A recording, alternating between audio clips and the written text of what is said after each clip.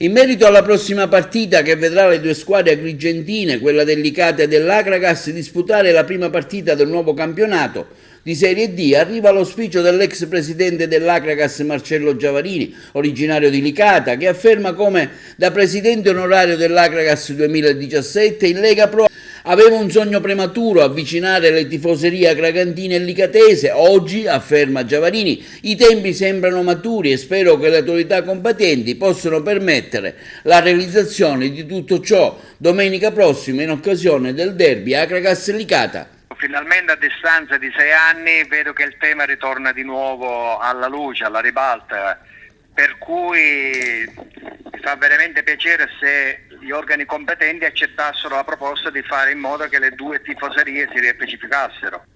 Sui social ci sono pareri contrastanti, c'è chi dice che è possibile, c'è chi auspica di sì, ma c'è anche chi dice che è un po' impossibile, è come mettere laziali e romani insieme.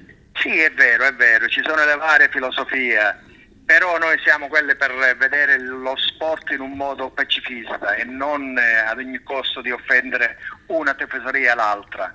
Quindi secondo lei cosa si dovrebbe fare? Secondo me domenica si dovrebbe fare in modo che aprire le porte che vengono i tifosi del Licata, il tifoso del Licata manifestare